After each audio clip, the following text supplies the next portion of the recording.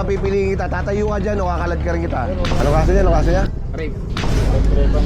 Rape-rapean lang. Okay lang yan. Maraming ganun. Yes, mga katotot. Di ba siya yun? Oo. Siya. Sabi ko na nga siya eh. Ako na kanina eh. Siya nga. Sabi ko sa kanya eh. Ang natapos lang doon, si Rodel. Babae po, ano po, nagpirmahan na kami na areglo na. Kaya nga, ang natapos lang doon, kasi nga si ano lang ang umatin eh. Nakakulong sa Dito. nito na yun eh. Sabi ko, yan yun. Sa ano, sa Ha? Supreme Court, umating din po. Pagtanong ko doon sa ano. Yes, yes. Hindi, tinawag namin sa korte, active pa eh. Hindi, ibig sabihin, ikaw, ang tapos lang, ang sabi ng korte, ang tapos lang dyan, si Kasi yung ikaw sa kasi ano, hindi pa. Hindi naman po kasi ako sali talaga nung doon. Hindi nga eh.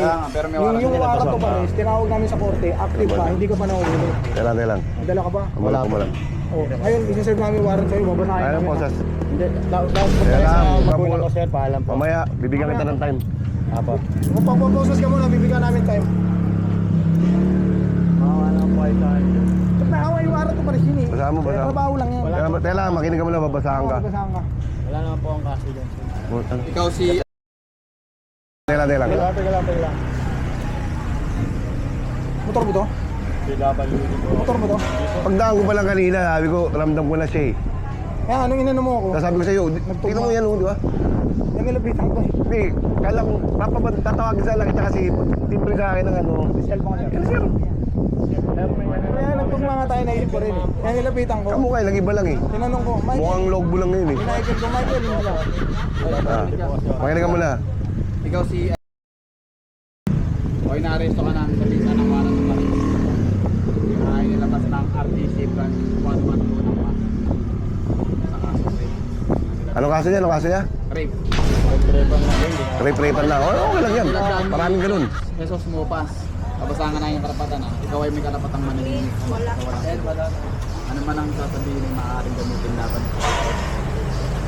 Ikaw ay may karapatang kumuha ng sarili ng laban. Kung wala ang kaya. Ikaw din ang may karapatang kumuha ng sarili.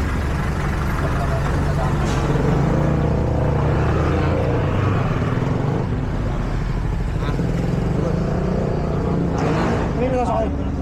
Mamaya, alam naman ng barangay na kinuha ka na. Ha? Apaalam ko lang. Kinausap na yung barangay. Kinausap na yung barangay, tapos sabihan yung barangay. Sige na. Kaya ano ang kasko kasi. Paalam siya po sa magulang ko sir. Mamaya sasabihin yung magulang mo kung kamag-alala. Kilala yung magulang mo. Yan. Ito to. Wala ka. PSW po yung mama ko sir eh. Wala ka ng barangay. Iwala natin ito sa barangay para makita lang. Oh. Wag yan. Yung sabihan mo lang barangay. Boss, patawag ka barangay. Taga barangay ka? Tsaka na lang. Hindi, taga barangay ka. Kasabi na lang ang Barangay 34, di ba? Pakisabihan na lang, nasa station na itong anak niya, ha? Oo. Sama naman po sir. Di sumama ka na.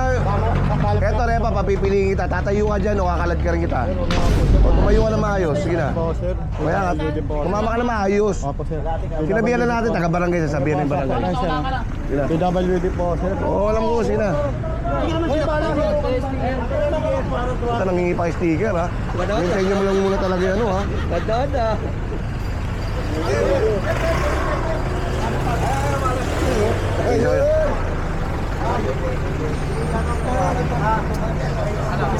Sabihan mo sa ano, ha? Sabihan mo sa magulang, ha?